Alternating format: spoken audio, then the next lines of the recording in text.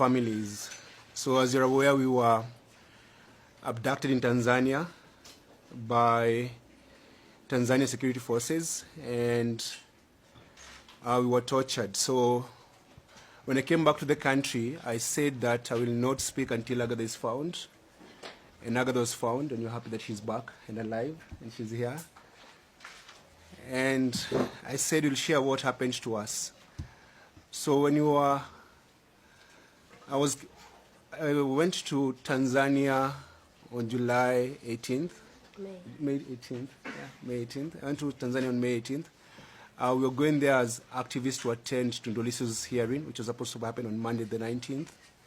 And I was in the same flight with Mother Karua and other activists. There were 8 of us on that particular flight. And when we landed, 3 of us were separated. That was Mother Karua, Gloria, and Lynn, and they were deported. I was able to get into the country legally, and my passport was signed and stamped with an entry stamp. I went to my hotel, and I checked in, and I relaxed. And then on the 19th, and then on the 19th, like the early morning hours of Monday, some men came to my room and they were knocking, and they were very violent in the knocking. And they were demanding that I go with them, and I said I can't leave my hotel room at that hour of the night. I said I needed a lawyer. And then at 3:30 a.m., some lawyer showed up and said, oh, these people are police officers, you should go with them. And I said, no, I can't leave my room at night. And I barricaded myself in my room until morning. When morning came, I called, Agatha had come from a different flight, and she was in the same hotel with me, and I called Agatha. I was going to check out the same day on Monday morning, so I called Agatha and I said, come pick my bags for me and keep the bags in your room for safety purposes, and also because I was supposed to leave the country the same day. So Agatha came to my room and picked my bags. When she picked my bags, I went downstairs, and I found the same people who had come at night who were waiting for me, but there were more of them now. There were about maybe 10 to 12 people who were waiting for me. They followed me to the bathroom, and they wanted to arrest me. I screamed in the entire hotel and ran away back to where my colleagues were. They followed me there. They said, oh, we just need to take you for questioning. Where is your phone? I said, I don't have a phone. So they picked me up, took me to migrations, and they told me to write a statement, which I did. I was fingerprinted, photographed, and then they said, now we need to get your phone. I said, I don't have a phone. I don't know where my phone is. And they took me back to the hotel and reviewed the CCTV of the hotel, and they saw that Agatha came to my room and left with my bags. And that's when Agatha was arrested, taken to her room, which was ransacked. They did not find my phone or my laptop. They took us back to the immigration office, and Agatha was interrogated for hours, for about 2 hours without lawyers. We went there with 3 lawyers from Tanganyika Law Society, but they were not allowed where Agatha was. They interrogated her. Around 6 p.m., I got a call from the Kenyan ambassador to Tanzania, Mr. Isaac Jenga, who told me I was going to get deported from Tanzania. And I was like, okay, I'm happy to go home. Around 6:30, or maybe some few minutes after 6, some guy came who said he was from the state office or state security, and he started beating me up. I was being beaten at the presence of my lawyers and Agatha. He started calling me, saying that I'm an inmate, I'm coming to destroy their country, and I'm a problem, they're going to teach me a lesson. And then he said that we're under arrest. So we were moved from immigration office, me and Agatha, to Central Police Station, where we found a guy called, we later came to know he's called Mafole. At the station, the beating continued in the presence of those 3 lawyers who said nothing. And they said, we must produce our phones. When Agatha was being arrested during the day, they found her phone. So they had Agatha's phone, but they did not have my phone. I did not give them my phone. I didn't even have a phone at that particular moment, but they said that they're going to teach me a lesson I'll never forget. At that session is where they said they're going to rape Agatha. That guy called Mafole said he's going to rape Agatha. We stayed there for a couple of hours between, I think, 6 and 8, the slaps, the beatings. And then the lawyers were chased away and were told if they don't go, they'll be investigated. And the exact words that guy told them, nyinyi tutapima uzalendo wenyu. and that meant that we're going to measure the patriotism of those particular lawyers if they did not leave the station. So the lawyers left us, and when the lawyers left us, they did not tell our families that we were being beaten and being harassed and being threatened, because Mafole asked me in front of those lawyers, are you circumcised? I said, I'm circumcised. I said, we're going to circumcise you again. So there's a lot of threats and beatings. I was the one being beaten at that station. They did not attach Agatha. So while we were there, they kicked us out of the room, and I said I want to go to the bathroom. So someone took me to the bathroom.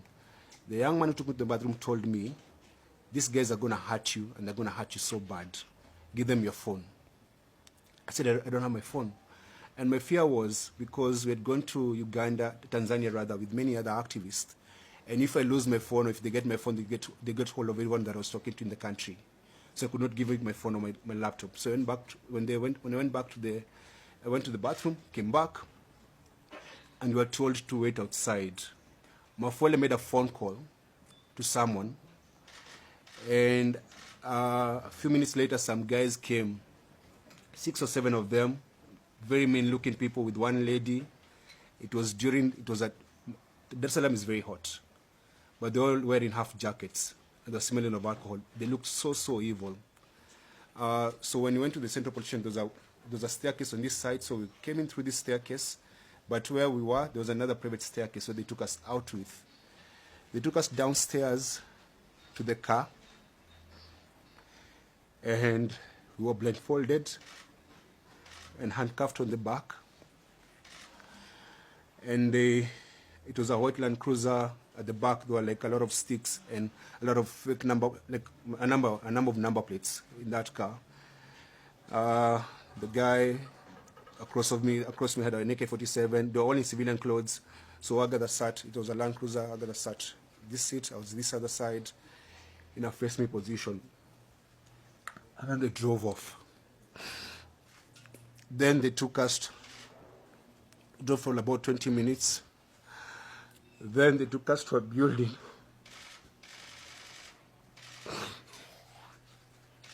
To this place where they went to torture us. When you go there, they told me to get off the car. I came out, and then they banged the door on my face. I had a mark here. I don't know if it's still there. I don't know what they were waiting for. I think they were putting some things ready. They got me out. I was still handcuffed and blindfolded, and they told me to strip naked. And I stripped naked. When I stripped naked, they removed my handcuffs, and then I was grabbed by about 4 men, and they lifted me up so fast. Before they lifted me, actually, they put some gloves on my hands. Then they lifted me up.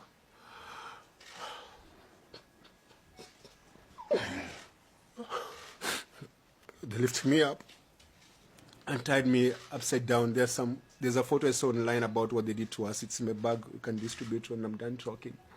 So we were put on an upside position where my legs were up like this. My body's up. I'm stuck naked. And then they started beating my feet. So they would beat me and massage my feet. Beat me and massage my feet. I was screaming so hard, I couldn't even, there was no tears coming out because of how painful it was. And one of them said, put his hand in his mouth. So they put my hand in my mouth. Then they would tell me, stop screaming. The kids are sleeping. And then to drown my screams, they opened the car because I could hear them. They were playing gospel music in the background. They beat me. Then they removed the underwear from my mouth, and they started questioning me, asking my name, where are you from, why are you here, who sent you, why are you coming to destabilize our country? And then they said, weka moto. So some guy put lubricant in my rectum, in my anus, and then started inserting objects. They insert objects and pull it out.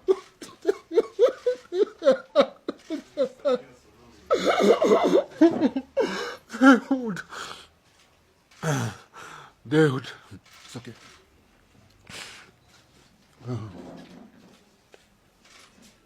They would put objects in my anus and then say,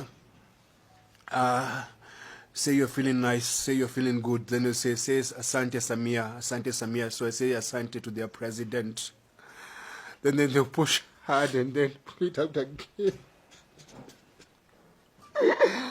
They did that. So I started bleeding. And they dropped me. Then I'm still blindfolded. They took me to a wall. And then told me to face the wall and then squat.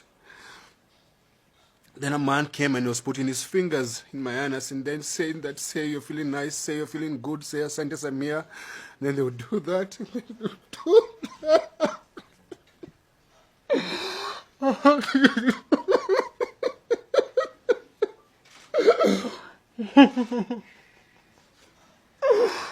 And then they told me to turn around. I'm naked.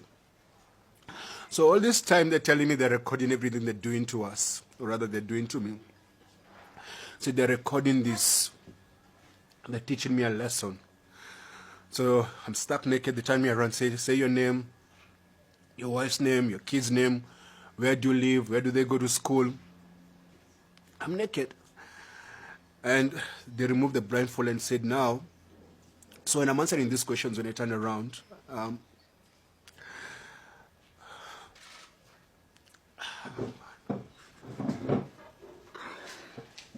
when I'm answering these questions, they are just threatening me. So like when they're abusing me, they're saying I should feel good and say thank their president for doing that to me, like Sema Sande Sana, Sande Sana. So they told me we have recorded these videos so that if you go back to your country and you say what we did to you, we shall put them online and shame you, and your kids will see this, your family will see this, everyone will see this. So while I was naked, they questioned me, asked me my email address, my passwords, everything. And because I was in so much pain and I was afraid they're going to hurt me some more, I gave them everything they wanted. Then they told me to dress up. And that's when they took over to go and torture Agatha.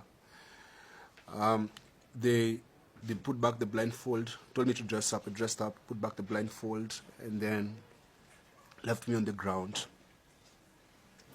So we spent the night on that floor. I could barely walk. I was bleeding. And then I could hear Agatha screaming. And one of the men was there saying, why don't you give me permission to rape her? Because this one is like big, good. She looks very nice. Let me just allow me to shusha muzigo, like let me rape her. So I don't know what happened to Agatha, but I could just hear her screaming. The following morning, on Tuesday morning, they came and they told us to remove our clothes and to go shower. So my feet were swollen. I could not walk, so I begged them to allow me to crawl like a dog so that I could go to the bathroom. I crawled like a dog to where the bathroom was. That's when they removed my handcuffs. So when I was stripped naked, I still had the handcuffs. That's when they removed the handcuffs and told me to take a shower. I was still bleeding, I still had blood. And there's a man with an AK-47 standing there, like wearing civilian clothes. After that, they gave me fresh change of clothes. They were just insulting me, and took me to another another white Land Cruiser, still blindfolded, and they took me away. And that's the last time I saw Agatha until now, when she came to Kenya. So that was on Tuesday morning. And then we drove and we drove and we drove and we drove for hours and hours until it got dark. I told them I wanted to use the bathroom. They said you can't leave the car. So they gave me a bottle to pee. I was still blindfolded and handcuffed. Then eventually at night, I don't know where we ended up to, they took me to a room where they left me there. They gave me like a soda and a loaf of bread. That was on Tuesday night. So I slept there. I could hear, it was like a coastal place because I could hear the call for prayers, and there was like a warmth and a lot of mosquitoes. Spend the night there. They just come, insult me or kick me and go. Come, insult me, kick me and go. And then on Wednesday morning, they gave me they gave me a cup of tea and an andazi. Then that Wednesday during the afternoon, their tone changed. They said, now we're going to let you go, but we're going to let you go with a very onyokali, which means like a stern warning, that if you leave this country, you should never come back or we'll kill you. If you go to your country and say what we did to you, we'll find you and we'll kill you. And you should never come back. So they said, do you want to eat? I said, I don't want food. I didn't have an appetite. The other thing is that because every time I wanted to go to the bathroom, they'd actually go there and stand by me like they're inspecting my stool. So I could not, I didn't have any privacy. And the only time the handcuff came up is when I went to the bathroom. But the blindfold never came out. So that afternoon they gave me a painkiller. Then on Wednesday evening, they told me, now you have to learn how to walk, because I could barely walk. So they told me to remove, I was wearing open shoes, took me outside. 4 officers surrounded me, they're all in civilian clothes. They stood there, removed the blindfold, said, now you have to walk and make sure you try and step your feet on the ground. Step your feet. Said, we're going to let you go, but don't ever come back in this country. So they taught me how to try and walk. They made me walk for like half an hour. I said, that's enough.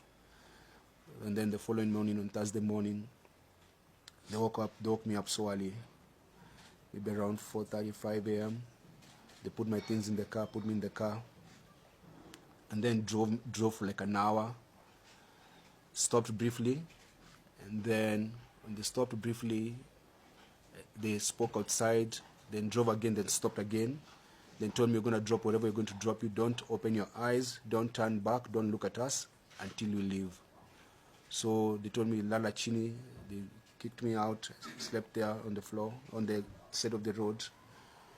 And then when I opened my eyes, there was a boda boda guy waiting for me. I think they'd already done a deal with the boda boda guy.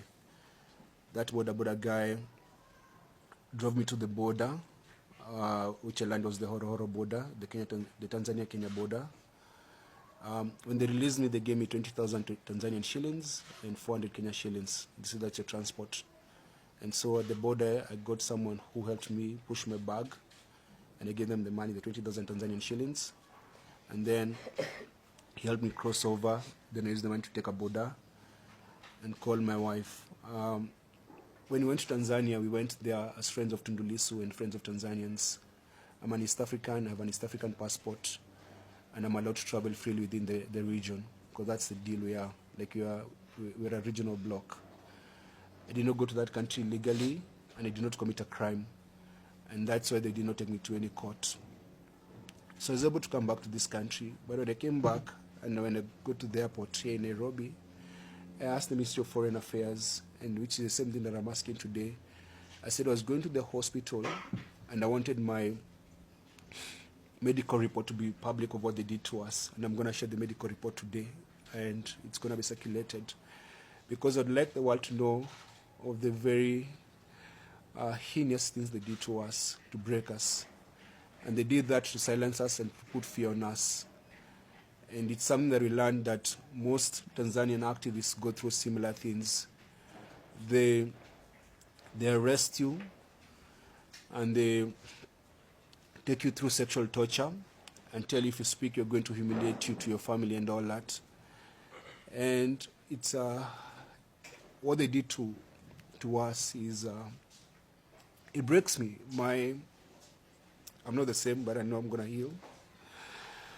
And I wanted to share this because we have decided we should not be silenced. And we should let the world know what happened to us. Yeah, so my government let me down. My government sided with Suluhu's government and said we're interfering with Tanzanian politics. We were not interfering in Tanzanian politics. We went there as visitors, and we did not hide the reasons for our visit. I've been to Tanzania before to visit another political prisoner, Freeman Mbowe, who was Chadema's leader before Tundu Lissu. I was in Uganda when Bobi Wine was under house arrest. I went to Uganda when Stella Nyanzi was in jail, visited her in jail. I've done that in many other African countries because I'm an African. And I belong to this continent, and Africa is home. So that's why we're here. So we're here to share our story and to say that our bodies might be broken, but our spirits are strong. Forgive my tears. It's just that, man, my heart is not good, man.